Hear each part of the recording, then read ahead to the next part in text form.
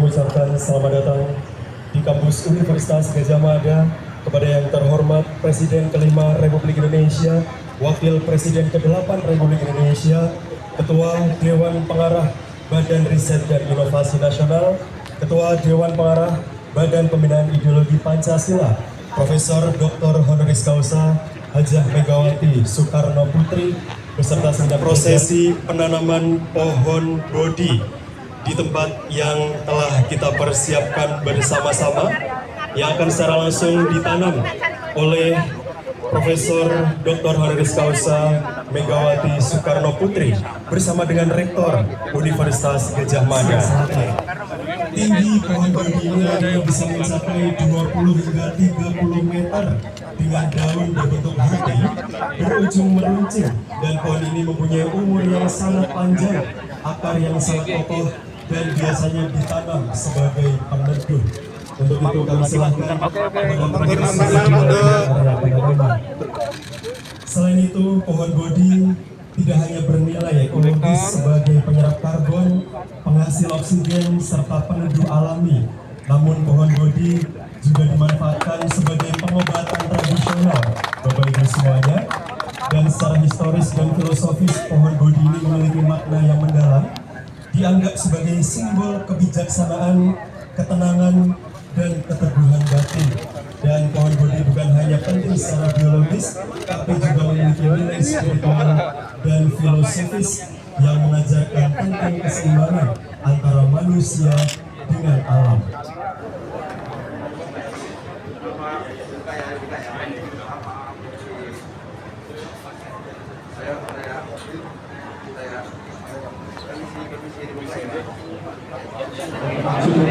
Selamat datang kepada Ibu Mega di Mini Expo penelitian biodiversity antara UKM yang akan menjelaskan nanti akan disampaikan oleh Dr. Laksana Tri Handoko selaku Kepala BRIN. Kami persilahkan.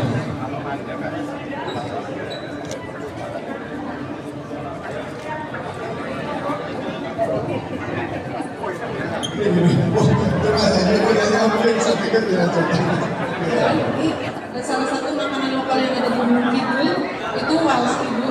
Ini kita membuat snack dari walang, kita combine dengan berbagai produk lokal.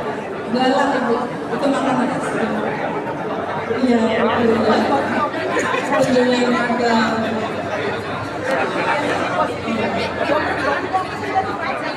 Kancani.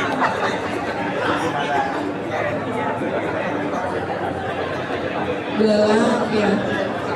Betul. Kalau warna alamin itu ya. Satu warna bisa banyak warna gitu. Bisa banyak warna gitu. Undrung itu yang kelompok bola jati. Betul? Oh, larang, ya. Ada beberapa serangga yang biasa dibawa. Ya, terima kasih rekan-rekan semuanya. Jadi hari ini Ibu Mega datang ke Balerum Universitas Gadjah Mada dan secara monumental menanam pohon bodi sama dengan yang dilakukan oleh Bung Karno. Ini sebagai bagian dari komitmen Ibu Megawati Soekarno Putri di dalam merawat pertiwi. Maka di sini hal yang juga sangat penting dengan melihat keanekaragaman hayati kita yang luar biasa, maka dilakukan MOU antara Gadjah Mada dan BRIN, dan saya hadir dalam kapasitas untuk mendampingi Ibu Megawati Soekarno Putri dan besok akan ke Wanagama. Kebetulan dulu ketika saya menjadi Ketua Senat Fakultas Teknik UGM, banyak sekali ya kenangan di Wanagama tersebut.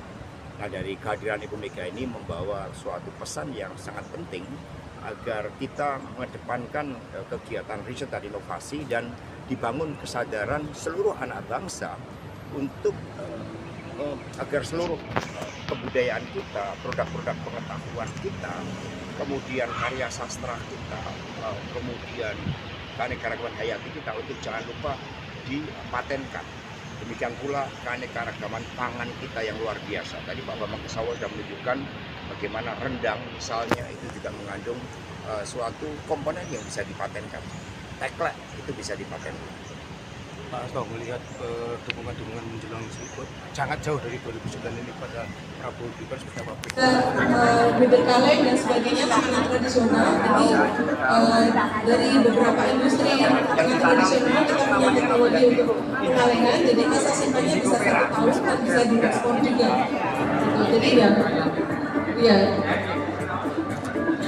ini juga yang di Gunung Kidul. Yang di Lombok ya, tapi ini kebetulan kita mengambil sampah yang di Gunung Kidul. Iya. Kemudian ini ada gelatin ini kita mengambil rasa sudah kita biasanya kalau pengembangan produk pangan baru kita uji wawasan pada konsumen. Terus kemudian ini gelatin untuk gelatin halal yang kita produksi dari kerabat telur ayam kampung, ada juga dari kulit ikan. Jadi harapannya dari industri ikan. Itu gelatinnya minimal sendiri, waktunya sekitar 21%. Salah satu yang sedang kita buat ini madu, sayur dan buah. Jadi kan kadang anak-anak sulit mengkonsumsi sayur dan buah, kita combine jadi madu. Sudah. Madu alam yang kita ya ada beberapa juga. Iya. Ini ada tesnya kalau ibu mau coba misalnya untuk madu. Mereka ini adalah pewarna alami atau natural dye yang berasal dari tumbuh-tumbuhan. Meniko peneliti kami, Prof. Edia, ini dari limbah kayu, dari dedaunan, dan semuanya diolah ya untuk memanfaatkan. Kalau bunga telah makanan itu, kalau ini pewarna tekstil sudah dikembangkan. Ya. Ya. Dengan bunga telah. Tapi biasanya kekuatannya tidak begitu kuat. Oke. Siap. Oke. Iya, terima kasih. Iya, yang limbah kayu, limbah madu. Tidak, ya kami tidak, karena pasti kami maksudnya itu gitu, jadi memanfaatkan limbah. Ya, betul ini. Ibu, ini ada batik satu, kenapa foto?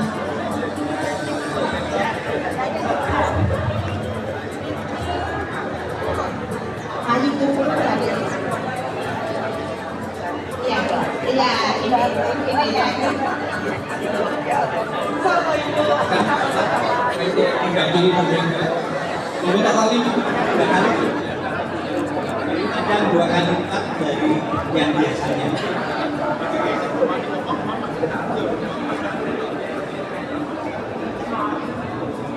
Jadi kita saat ini mengeluarkan yang kedua-duanya adalah hasil dari persilangan antara kacang hijau dan kacang jenis. Tapi kedua-duanya kebetulan kandungan kafeinnya tinggi untuk mengatasi stunting salah satunya. Ya produktivitasnya juga 2 kali lipat dari nasional internasional juga ada. Sudah di PVT kan, ini tinggal kita sudah daftarkan kita produksi massal untuk bisa dipasarkan. Iya, itu sudah.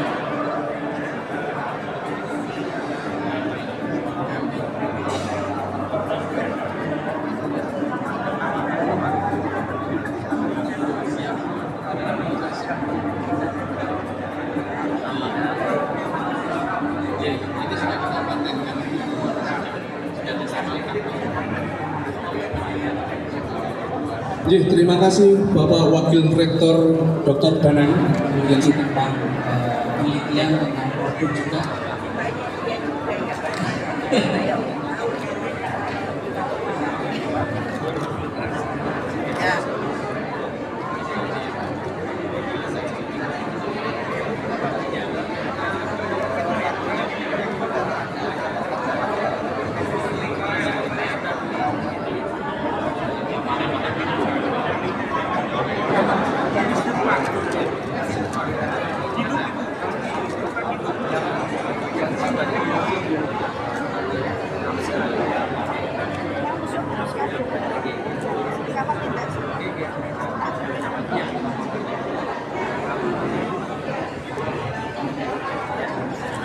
memberikan terima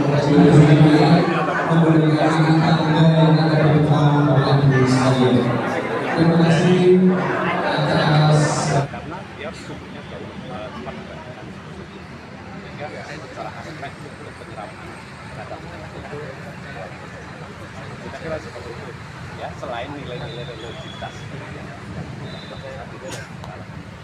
dan itu jadi yang diambil filosofis karena memang nilai filosofis itu di sini ada pencerahan tadi ya yang didapat dari kemudian melambangkan kebenaran dan kesabaran, kemudian juga melambangkan perlindungan dan kedermawanan. Kenapa? Karena pondok itu tumbuh perlahan di tempat-tempat tertentu, lambat pasti di tempat-tempat yang lain yang tapi ini melambangkan bahwa karena dia bisa berumur sampai ratusan tahun, dia mulai berkembang pelan-pelan, ini kan pada kebenaran dan kesabaran. Kemudian perlindungan karena dia memiliki takut yang besar, daun yang rindang, juga memiliki akar yang kuat, gitu. Meskipun kalinya kualitas ringan, tapi kita lihat akar yang merupakan sehingga dikatakan bahwa dia apa ya, merupakan akar yang kuat. Kemudian juga kesederhanaan karena ini relatif tumbuh di beberapa tempat, itu melambangkan bahwa bisa Buddha itu juga di spesial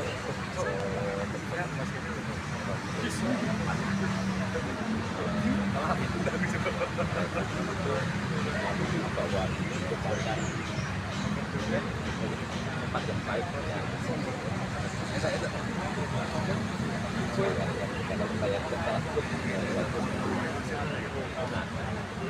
sekarang ini kalau kita lihat aspek ekonominya, tanaman itu kan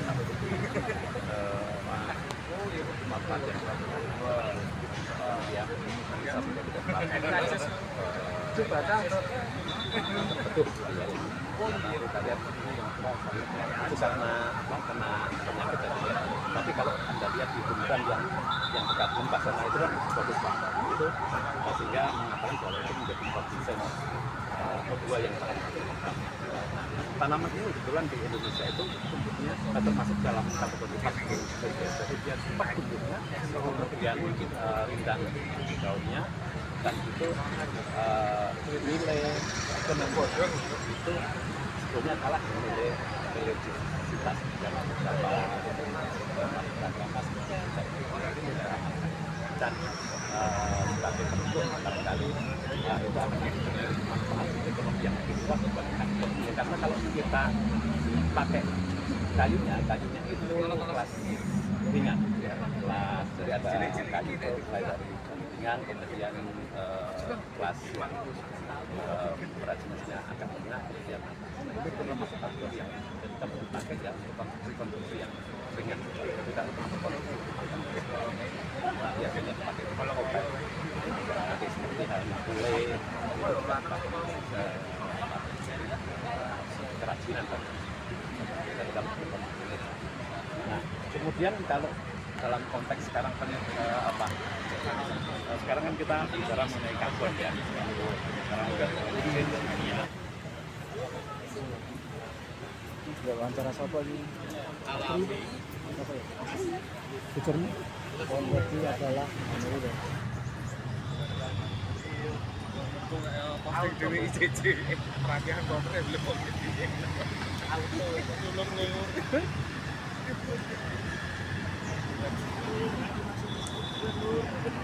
Soalnya